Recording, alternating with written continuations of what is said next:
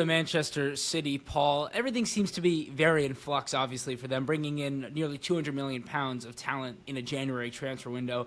Do you think Ederson may take the opportunity to actually move to Saudi this summer with just a whole rebuild going on there, and obviously Ortega getting some minutes over him as of late? Well, he's been rotated in and out the side, hasn't he, this season? We've seen Pep Guardiola do it. We've not seen him do it before. We've seen him bring Ortega in for cup games, some Champions League games that he would class as lesser games. But actually, because of Ederson's indifferent form this year, the goals that they were conceded early on in the year, Ortega's been picked on merit sometimes. Listen, the move there for Ederson, it's there whenever he wants it. He's what, 31 now? I think his contract expires not the end of this season, the end of next season.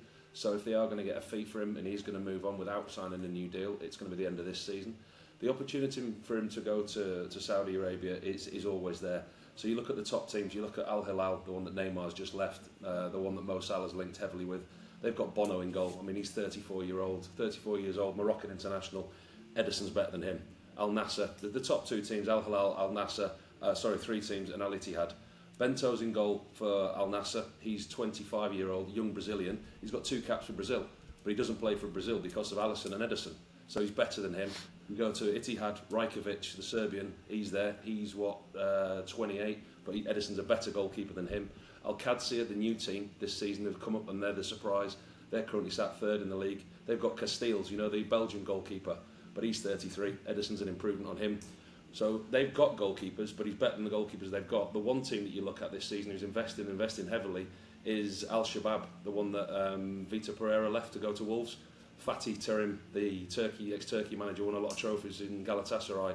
He's in charge there, and they've got a Saudi Arabian goalkeeper in goal. His name Al Mayo, something like that. I'm not sure on the pronunciation, but it's an opportunity for Al Shabab. But I'm thinking of the league, the presence, the stature of Ederson. There's only 3 real destinations for him: Al Hilal, Al Nassr, and Al Ittihad. Outside of that, you can't really see him going anywhere. But all those 3 clubs would take him because he's better than what they've got.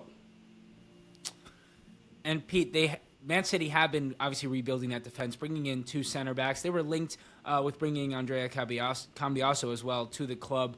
But do you think they may make a move for Theo Hernandez this summer? Obviously, left back has been an issue for them for a long time. Yeah, left back has been an issue for them. Nathan Ake does play out there, Guardiola plays out there as well, but I think both of those players probably see themselves as centre backs rather than left backs. Cambiaso was the one name that City were looking at in January. There were inquiries made to Juventus for the Italian international, but I think his price tag probably priced City out of a move then, but I'm sure it's something they will look again at this upcoming summer transfer window.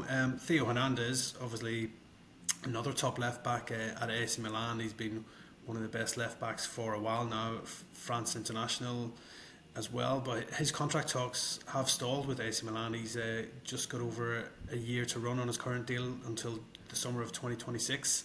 Milan are desperate to try and tie him down to a new deal just to ward off any potential interest in him as well. But yeah, I'm sure he's a name that's on the list of left backs that Manchester City were looking at. It does look like Real Madrid could also be very much interested in Hernandez, having played for Real before his move to Milan as well. But Real Madrid are in the market for a left back. We know that they were interested in Alphonso Davies from Bayern Munich, but he ended up signing a new contract with the German Giants. So it means that Real Madrid will have to look elsewhere, and I'm sure Hernandez is one of those names that they'll be looking at. It does seem right now that probably Real Madrid are ahead of City in any chase for Hernandez, and obviously the player himself, I think, would be interested in a move to the Bernabeu if Real Madrid were to firm up their interest. So I do think Cambiaso remains the number 1 target for that left back spot for Man City in the summer, and I'm sure there'll be talks ongoing with Juventus to see if they can strike a deal to bring the Italian to the Etihad. And Paul, are you surprised that Man City turned down James McAtee bids, even though there is many reports that they're just planning on selling him in the summer? It feels like he's not part of the plan necessarily for Manchester City, and they got a reasonable offer for him from Bayer Leverkusen and other German clubs. Yeah, they're still going to get that in the summer though, aren't they? I didn't see the value in Pep doing that deal now, and I think he'll be wanting to keep as many players as close ranks as he possibly can. You look at the injuries that they've had, you look at the unrest that they've had. Listen, McAtee wasn't getting a look in when they had all the injuries at the beginning of the season. He rotated the side, he changed people in and out, and he didn't really play any minutes. But recently, he started coming back into the side, playing more football, and I think he's probably a player that in a selfish way Pep would rather have in his ranks just in case. He's not going to start every game. He's not going to come off the bench every game. But he's a player that Pep's starting to get a little bit more trust in. He seemingly likes the player now more than he did at the start of the season. And like I say, it's probably a selfish move, for want of a better phrase, from Manchester City and Pep, just to keep hold of a player in case, because FFP, PSR, they don't know what the fate is from the charges, but at the moment they've been able to spend all the money because of the dealings they've done in the summer. So actually they weren't in a position this window where they had to sell. So why would he sell somebody that could potentially be useful?